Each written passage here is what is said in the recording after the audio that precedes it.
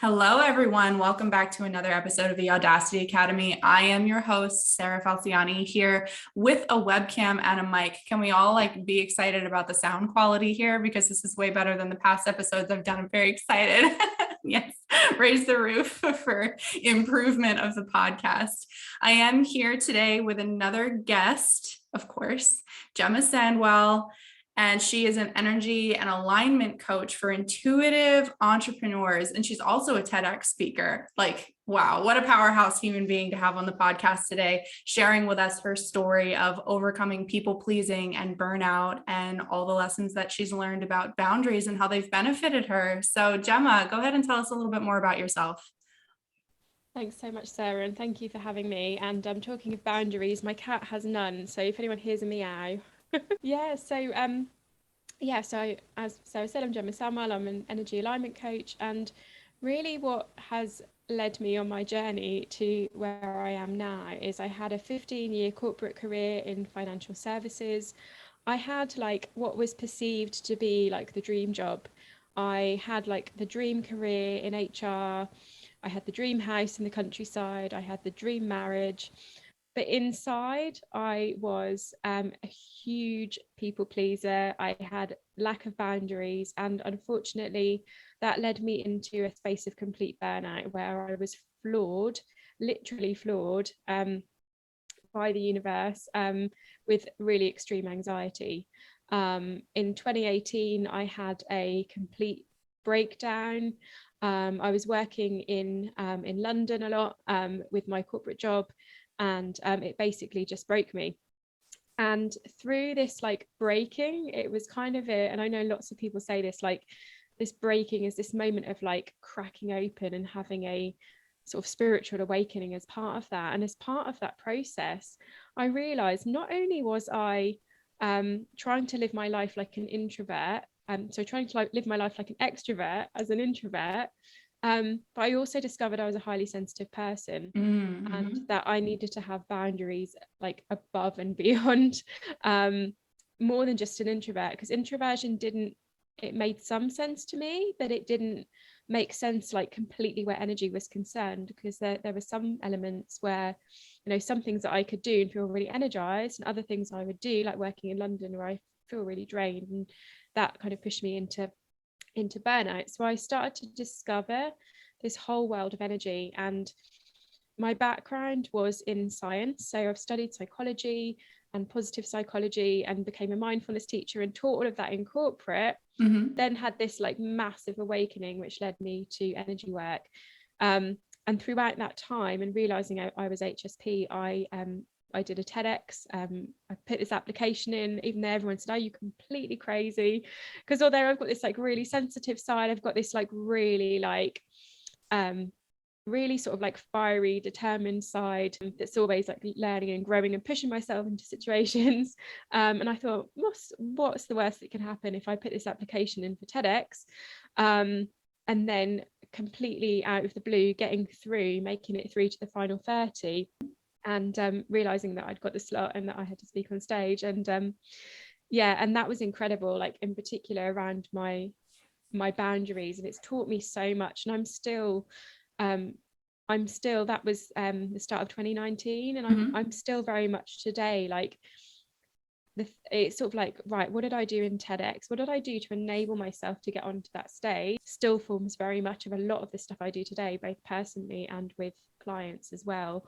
So I've really had to, people pleasing and this lack of boundaries led me to complete breakdown, complete burnout, where I was just on the floor, and it was okay, you can make this choice now. This is time to make this choice about living your life for who you really are, and honoring those sensitivities instead of trying to hide them or push them down, and set some really great boundaries to enable myself to flourish. So that's kind of led me, that's a short version of kind of what's led me to where I am today. So you said that you were actually trained in psychology and mindfulness. You had these tools and were using them in corporate. So did those tools help prevent burnout at all? How were you applying them to teach other people and yet still struggling with burnout yourself? Talk a little bit about that. Great question, Sarah. Yeah. So the missing puzzle piece was the energy piece. So I feel like there's no way I could have worked in London every day if I didn't have these tools. So I was meditating every morning. I had all of the positive psychology practices in place. So I was boosting my positive emotion, and I was fueling my positive emotion and using the techniques that I use with others. But because I hadn't considered the energy piece, and I was still sort of using these tools, but still doing everything that everyone else did and didn't consider myself as an HSP, that was where I hit burnout. And actually what I needed to do, and what I've learned from that experience and from that failing, if you like, of reaching rock bottom, was actually I needed to use the tools more. Secondly, I needed to set boundaries around them, because I wasn't putting myself first, and I was, teaching these tools to others, using them myself, but I wasn't really and truly putting myself first, because ultimately it came down to, and I'm sure you've like experienced lots of these conversations, it came down to worthiness. I didn't feel I was worthy. I had all of this information, these tools, but ultimately I didn't feel like I was worthy enough to actually actually really prioritize myself. So it's really interesting, because people will say, oh, I bought this book, or I took this course, I have all these tools. Like, I was in therapy myself for over 13 years. I have degrees in psychology, certified as a coach, very similar. Like, we know we have an interest in it from an educational standpoint, and we feel called to it, but it's learning it and teaching other people it is not the same as really and truly like applying it to ourselves first. And that's a big thing I've noticed with people pleasers and givers and the highly sensitives and the empaths of the world. We are conditioned to put ourselves second. And that's where we see compassion fatigue happen with a lot of people in these industries, where they have careers, they have businesses, they're in positions to help because they feel called to help and to give. But that's why every coach needs a coach, even therapists need therapists. Like, that's why we say this, correct? Yeah, I love that you mentioned compassion fatigue, because this is like a huge thing for me at the moment. I cannot like emphasize this enough. Like, there's so much out there saying compassion and connection is like number one for well-being, but telling an empath and an HSP to have more compassion is like giving an alcoholic a bottle opener. We already have so much compassion. We're already so compassionate and kind to people, and people pleasing, and telling, and this is something I've experienced in my community and with my clients. Oh, I must have more compassion, therefore I'm not doing enough. And this self-sacrifice comes in, and it really needs to be that like abundantly cup full place first, and then being able to go from that to that compassionate place. So yeah, I'm really glad you mentioned compassion fatigue, because something I've been banging on about is like, stop saying be more compassionate. We need to turn some of that inwards and be from that place first. And it happened a lot in the pandemic. I saw this happen a lot, like people rushing out and like volunteering and doing lots of wonderful things, but not taking that time to go within and build up that self-esteem and worthiness and giving to themselves. Exactly. And people who have the people who benefit from us being people pleasers, the takers of the world, right? They realize very quickly, intuitively, that asking us to be more compassionate is a way to get to us. It's such a trigger for us, because we're constantly going, I'm not giving enough, I'm not compassionate enough, I'm not empathetic enough. I'm like, I have to, that because their self-worth is tied to their ability to be compassionate, to be empathetic, to help other people. And so when you start to set boundaries and you start to step back and you start to be a little bit more selfish, I'm using air quotes for my listeners on the podcast, people go, but you're being selfish, but you're not being compassionate enough, but you're not being empathetic enough. And it's such a trigger, and it just becomes a vicious cycle of you stepping back and taking a step in the right direction. And then someone says something to you to trigger that compassion word. It triggers your brain, and you immediately go back into your former habits. Actually, just doing TEDx, so I shared like how that has been a huge like experience for me as an introvert and HSP. But even like within that situation itself, I saw where that could come in. So, I'm there with all these other incredible speakers who have had the opportunity and have got through to speak on stage, and my instant reaction was, oh my gosh, I must sit there and watch every single one of their talks and be there for them. And then this like awareness just dropped in that was like, Gemma, you can watch these on YouTube anytime you like. They're not going to notice if you're there or not. What we need is to be in a really good place to get up on that stage. So it was like, right, what do you need? I literally was like saying to myself, what do you need? And I spent a lot of it in the car park, in the car, meditating. That's amazing. Needed, to have that energy to get up on stage. And afterwards I just sobbed. Like I got off stage and it was like they didn't know what to do with me, because I was just like this sobbing mess of like, oh, I've done it, I've remembered it all, because you have to remember all the words. And I wasn't in a state to then sit down and watch like another 10 TED Talks, but I did go back on YouTube and watch some of them afterwards, and said like my support. But yeah, it's so easy, isn't it, to go into that mode of, oh, I must do more, I must do more. What we do, and there's like science behind this, like some of the kindfulness research and Barbara Fredrickson and her research on love has actually shown that when we are in that space of like we have those really firm boundaries. And I think it was Brene Brown that talks about courage, doesn't she, and how cœur is French for heart. And actually like having that courage to set that boundary is a really heart-centered space. And all the research shows this, that when we turn that inwards and we develop our own self-love and our worthiness, we're then able to like give on this massive scale. Like it's not selfish, it's actually more giving. And we know energetically as well, having a high vibration, we can go to these different places and we're just healing by being there, and people just being in our vibration, being in our light. So yeah, so important. Giving does not have to be depleting. And unfortunately, I've seen it so many times, not only in my life, I see it just from what you're sharing with your story. Lots of clients, guests I've had, people associate giving with it being a loss somehow, like you're losing something. If you give something, that means you don't have it anymore, right? Like that's the understanding of giving. But when we take into account the energetic standpoint and the idea of overflow energetically, then we can start redefining giving in our brain a little bit as it being more of a sharing. Like you're sharing your energy, you're impacting just by being in the space, but you're not necessarily giving your energy away. And that's so conditioned in us, isn't it, as well, with role models. I know for me, my mum would say things like, yeah, well, sometimes we just have to do these things, and sometimes sacrifice, we need our help. Yeah, it's that sacrifice, isn't it?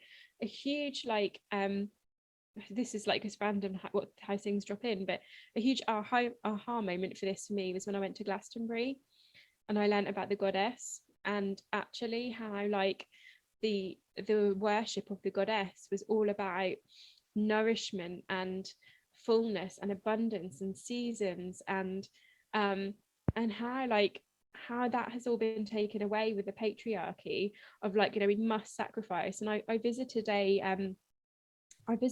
an old monastery, and it was like the monks can have one piece of bread a day because they sacrifice themselves for God. Go back to the days of the goddess, it was all about like that richness, fullness, abundance of the land and the harvest, and it's just like, wow, actually like there is a different way. And it's a lot of this is conditioning, and hundreds of years of conditioning that we need to like strip away and go back to.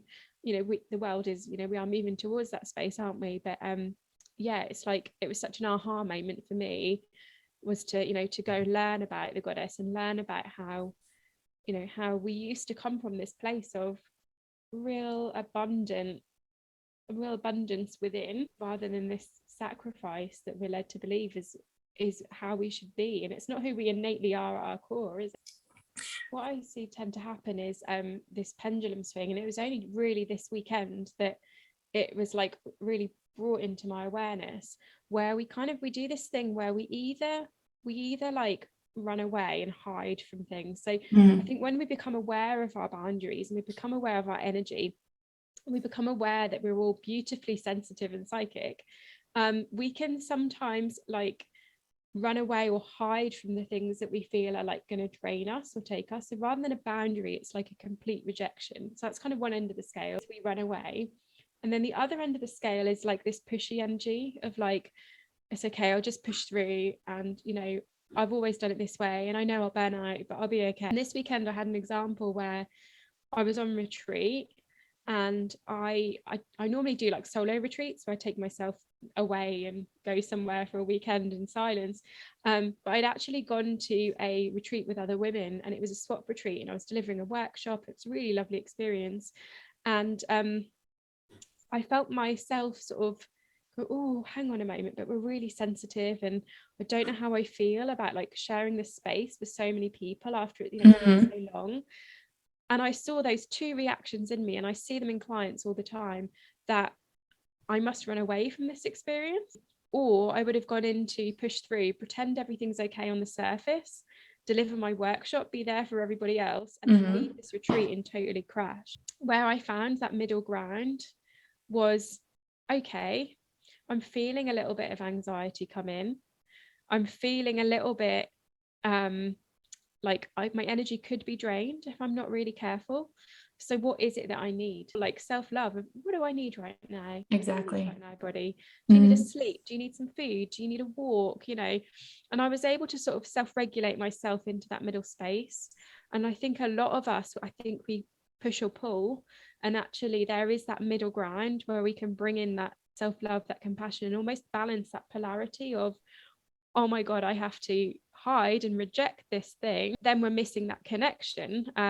You know, it's hard enough as an introvert and an HSP, you know, to find those right connections, or go so far the other way, you know, go into people pleasing, hustle mode, and push through, which I think a lot of us have done a lot of, you know, a lot of the time. And actually there is that beautiful middle ground, sort of that authentic balanced space, you know, where you can say, feeling a little bit tired, I need a little bit of time on my own, or can I talk this through, or just even just saying to yourself, come on Gemma, let's just go get a cup of tea, you know, something such a British thing to say, I know.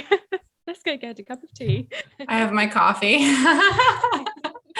At what point, you've said that, you've asked that question a couple of times, and I ask it every day to myself. That's how I start my day, is asking myself, what do I need? And I've taught my clients that, and it's such a simple question. It's such a simple way to bring awareness back to ourselves and show compassion to ourselves. But I don't think I learned it until, and like, you learn it as a tool, right? Either from a therapist or in a psychology program or wherever, or a coaching program, I think is where I learned it. But learning it and then applying it to ourselves, as we've already discussed earlier in the program, are two different things. I think I only really learned the impact of asking myself, what do I need, within the last year or two. And you've mentioned it a couple of times. At what point did the actual impact of asking yourself, what do I need? When did you learn that? When did you start asking yourself that? It was through mindfulness. So when I did my mindfulness teacher training, so I'd learned it through mindfulness myself, but I think doing the teacher training and suddenly realizing, hang on, like I really need to deeply ingrain this if I'm going to teach it.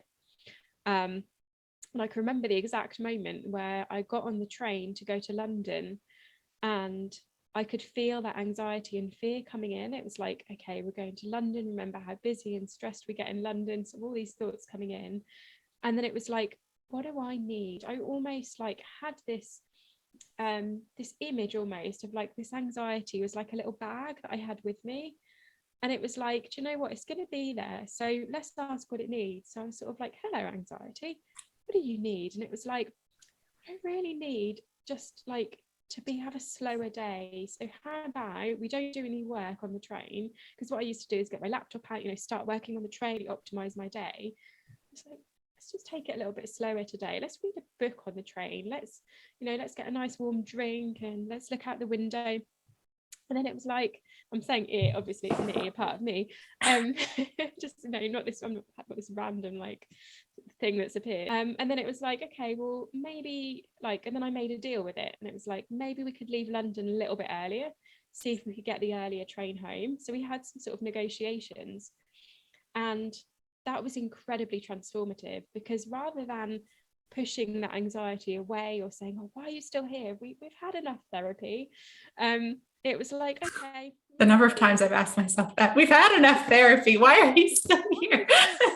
Why are we still broken. So yeah, but when it's transformative, isn't it, when you kind of say, okay, well, let's, you know, you're going to come along, so what is it that you need today? That just transformed that whole experience for me. And you know, I use it daily. So even today, you know, I normally I drove about an hour today, and I get really overstimulated by driving. So it's like, right, what do I need?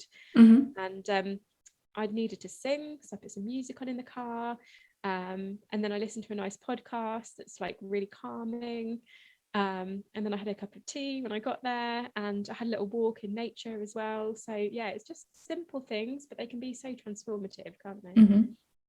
I love that you actually were like, I'm calling it an it, but it's me, because I feel like I've had clients struggle with this. And I think this was a big block for me with actually starting to apply that tool. The guilt can get to us when we say, what do I need? What do I need? That I'm sure you struggle. You're nodding, so I'm sure you've had that little voice in your head going, oh, but my needs don't matter. I can put my needs aside because something else needs me right now. But if we turn it into an it, or we create something mentally for us where we're talking to something else that's not necessarily us, it can be a really good middle ground where we can start using that tool, like naming our anxiety, naming our depression, naming our limiting beliefs, naming our fear, and then talking to it. It is that nice middle ground. Have you ever used that with anyone before? Yeah, so it's kind of coming into parts work, isn't it? And yeah, I've used that with clients quite a lot. Like, and some at the start it was accidental, but when I did my coaching qualification, I realized it was actually part of a creative coaching process where clients would say, there's this part of me that's this, or there's this part of me that's this. And sometimes we'd even have fun with it and say, should we give them names? So we'd be talking to Pam and Dave, so ask what they need, Yeah. parts of themselves. I've had moments in therapy myself. I've had moments where I've done parts work, and like the most bizarre, part of my brain is a unicorn, or have you done something similar? Like, Yeah.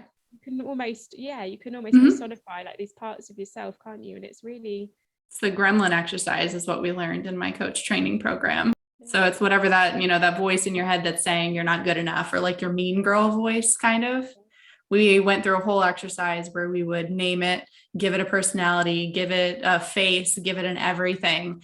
And that's usually for my listeners, you're probably going to get this in the boundaries course. This is the first step with learning how to set boundaries, is I have them do this Gremlin exercise, and I have them practice setting boundaries with their own self-talk, with their own parts of themselves, before we even worry about boundaries with anyone else. So I love that you learned it in a different area, but we're all passing on the same information and teaching people these tools together. Yeah. Mm-hmm.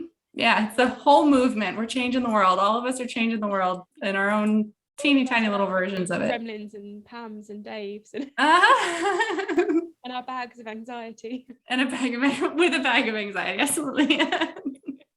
So when you started asking yourself, what do I need? Did you face any feelings of guilt? Like a voice coming up saying what you need doesn't matter right now? Yeah, I did. And I actually had a friend who was a therapist, and she was like the voice in my ear at the start, I think, because I would run. Sometimes you just need that support. And even though like I knew it, just having that reminder, and actually like after a while, like that became my voice. Almost like, what would she say now? That can sometimes help, can't it? And you find this is why we need coaches. This is why we need therapists. And yeah, it took me a while to kind of get my head around that, but it was when I started to see evidence. So looking back at myself, if I'd have gone back to my I don't know, my early 20s version of me and said, you're going to be on stage doing a TEDx in 10 years time, I would have said, are you completely mad? Like, I can't even speak to 5 people. That was the level of my social anxiety. Stood up and spoken to 5 people, let alone 23,000 or however many like watched on the live stream and everything. So I think, yeah, it was those moments of like, wow, I did this. Therefore, like, look at what you could achieve when you do that and how you felt. And the day that I was floored with anxiety, I went to the doctors and they prescribed me anti-anxiety medication. And I just, in that moment, like made a split decision and I ripped the prescription up. And I'm not saying there's not a place for medication. There absolutely is. But I just had this moment of like, no, I'm not going to block my emotions. Like, why were these amazing emotions that have so much information and data? Why would I block them? And actually, through the work that I've done, I've transformed my anxiety. So yeah, I think if I could go back to my younger self and say, look at what you achieved when you did this thing, then yeah, it's you shouldn't need evidence. But I think like having the evidence and having those, for anyone listening, like do this, the small steps that you can take, like celebrate those wins, reflect back and look and think, right, where I set that boundary, where I asked myself what I needed and I actually carried through on that thing. What's my evidence? What happened? I've got this little phrase on the screen of my phone that's been there, and every time like this actually happens, I'm like, there's evidence. And it says, the more I look after my body and the more fun I have, the universe provides me with endless abundance. I love that. But we just sometimes need these little reminders, right? Because our brains are so wired to the negative and conditioned. And the more we can kind of put our spotlight of focus towards the things we have achieved, the small steps that we have taken that lead to the big things, I think is incredibly important. Yeah, it's one step at a time, because sometimes I don't know, we'll get stuck with thinking about the long-term goal, what we would like to have. We'd like to be the person with boundaries. We'd like to be the person who, gets the respect and the attention and the whatever. When we walk in a room, it's just automatically being looked at as that person. But it can seem like so far away when we look at where we are with crippling anxiety, maybe, or depression, or very introverted and just unsure of how to navigate social situations, no boundaries. It's such a huge gap between point A and point B. It is really important to just be like, okay, what do I need today? What is one thing I can do today to move the needle forward, even if it's just a little bit? And maybe it's driving a little bit longer than you usually drive, or going to the gym without any music in. So you're actually hearing everything that's going around you and processing that stimulation without completely blocking it out. There are endless ways every day that we can take just a teeny tiny step forward. But I do agree with you. It is a huge thing. At the end of the day, like, celebrate what you did.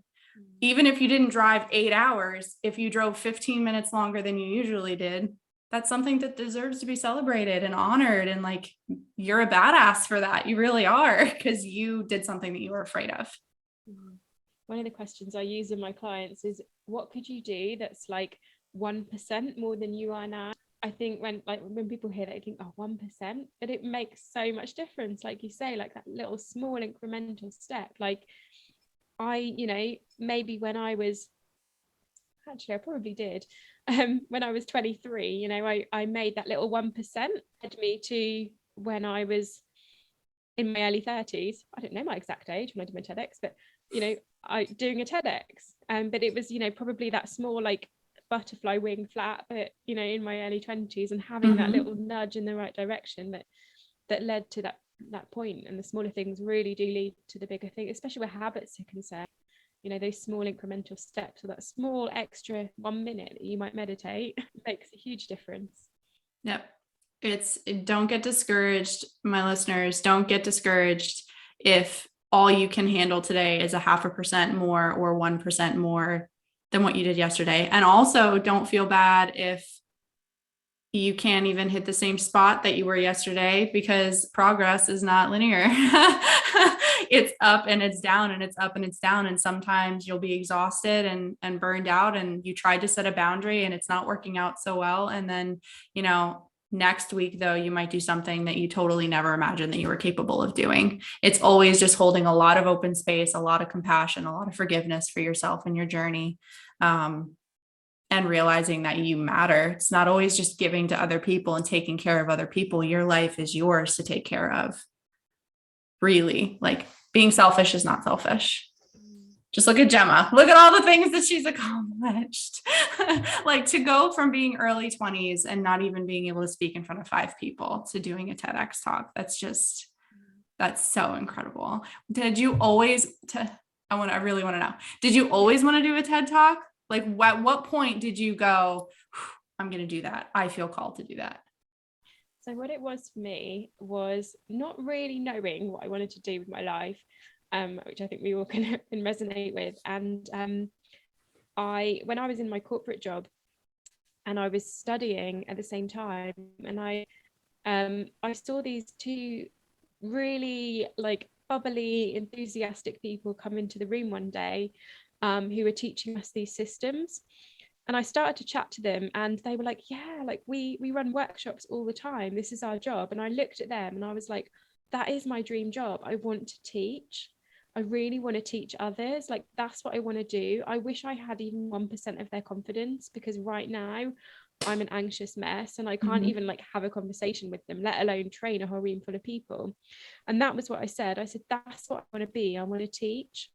And so like, I continued that, and kind of like put myself in quite uncomfortable situations, as I kind of regulated my nervous system, and I got to where they were, and that was my dream job. Like I was a leadership consultant, in learning and development. I trained all the leaders across the organization. I trained them in coaching. I trained them in psychology, and that wasn't enough for me. So once I kind of did that, I thought, no, do you know what? There's more to this life. I want to be my own boss. So I took the leap out of corporate, and around that time, the TEDx application just happened really. And it just felt like the next logical step. I'd been asked to speak at some conferences as well. And it was just like, okay, let's just see, like, let's test the boundaries and see if I can take this next leap out of just, I say just, like it was a huge deal at the time, like training 50 people in a room in corporate to actually speaking on stage. It was like the next logical step. And like, you know, it was like, as an introvert, as an HSP, like I was so passionate about, especially when I learned positive psychology, I was so passionate about getting that message out into the world, and I felt like I wasn't heard. So yeah, it was deeply like ingrained in me passionately that I wanted to get that message out. And it didn't matter how I got there. Like I would find a way. So, you know, that was my main kind of motivation for overcoming the anxiety, was that I wanted to teach, and I had this message within me that needed to be shared. Have you done any other speaking events as big as the TEDx? No. So I spoke at a couple of conferences afterwards, which were, you know, hundreds rather than thousands. And then the pandemic hit. And then I spoke at a few online events, but yeah, nothing as big as TEDx, although I keep getting like this nudge to apply for another one, so I'll keep you all in a loop with that one. Yes, definitely keep us in the loop. Being HSP specifically, that's kind of on my agenda next. I love it. Do you host retreats? What other teaching? You were called to be a teacher. So besides working with clients one-on-one and doing some of these conferences and these speaking opportunities, what else do you do with your work that gives you an opportunity and a platform for teaching at this point? So I teach workshops. I teach free workshops to my community. This was on Facebook, but I can officially announce, as of next week, I'm actually leaving Facebook. I'm taking another big leap. Yay! Congratulations.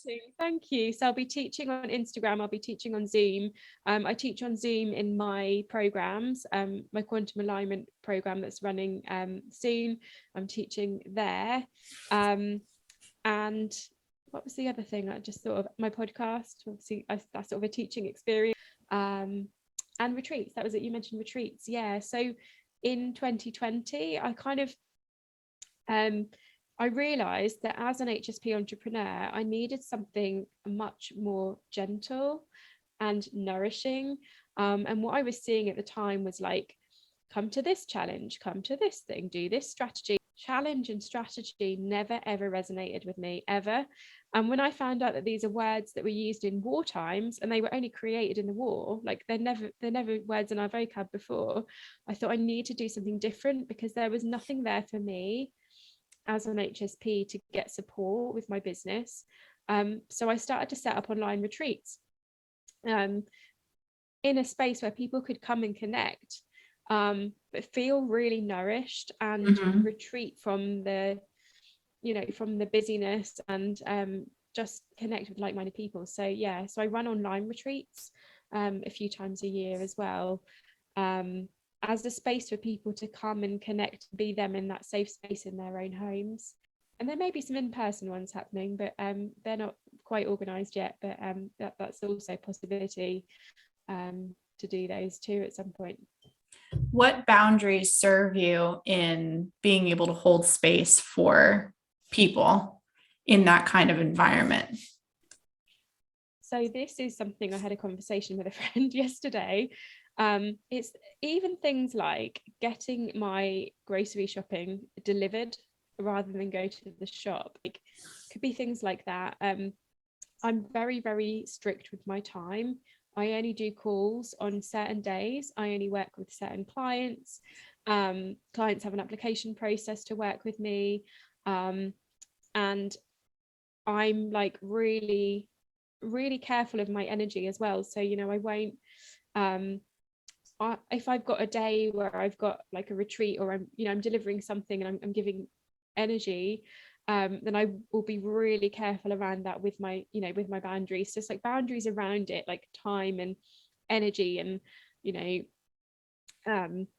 but also like small things, like maybe I need to set a boundary with the cat actually, like, but could be small things like where I work, and like then sort of I can't think what the word is, then sort of like peppering it with self-care throughout. So I know that if I'm going to be quite visible and showing up and giving a lot of my energy, like I did a 3-day online event a couple of weeks ago, and like knowing I was doing that, I had my cup of tea, I had my blanket, it's really easy to sort of run something like that and then feel like you have to be like really online and comments and show up and be visible.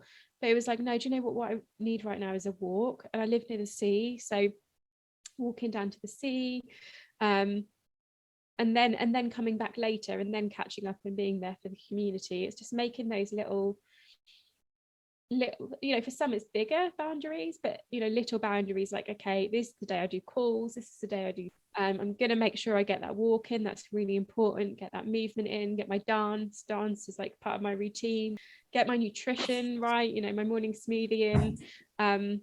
There's like so many facets of it, but some are like really little things and some are like quite big boundaries that I'll set for flavor. Absolutely. And it's just another example of the little things adding up to a big impact.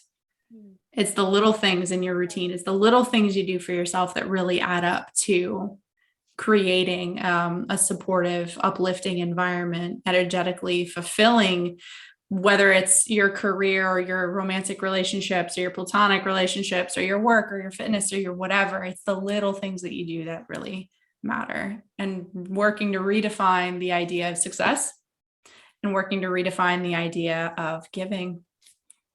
Giving doesn't have to equal sacrifice. Giving can be mutually beneficial. And it all comes from a place of energetic overflow. And on that note, we are wrapping up. So Gemma, go ahead and tell us, where is the best place? You said you're leaving Facebook next week officially. So where is going to be the best place for people to connect with you? If they resonate with your message, if they want to work with you, tell the humans. Awesome. So I am Gemma Sandwell on Instagram. That's probably the best place to find me. I also have a YouTube channel, which is just Gemma Sandwell, and I have a podcast, which is the Authentic You podcast. And Sarah, I'd love to have you on that as a guest as well, if you'd like to do a podcast swap. Of course, absolutely. I would love to.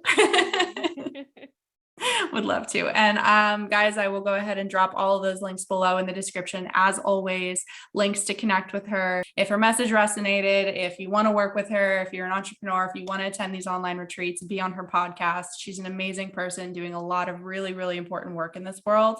And I encourage you to reach out and connect with her if you feel called. Gemma, if there's one thing that you could say to the humans today, one tip, one intuitive nudge the universe has given you, one lesson, what do you have to say to them today? So what's coming through is habits. So even if you have 30 seconds while your coffee is brewing in the morning to meditate or to journal or to dance, like, what habits do you have already that you could tap into just to up your self-care practice? That is what is coming through me right now. Normally I say meditate, but I feel like it's general self-care habits coming through today. Beautiful. Beautiful. You heard it, guys. This week, try and find that extra 30 seconds, 10 seconds, 15 seconds, whatever, to ask yourself what you need and implement just a little bit more self-care into your routine. So thank you so much for joining us for another episode of the Audacity Academy, and I will see you guys next week.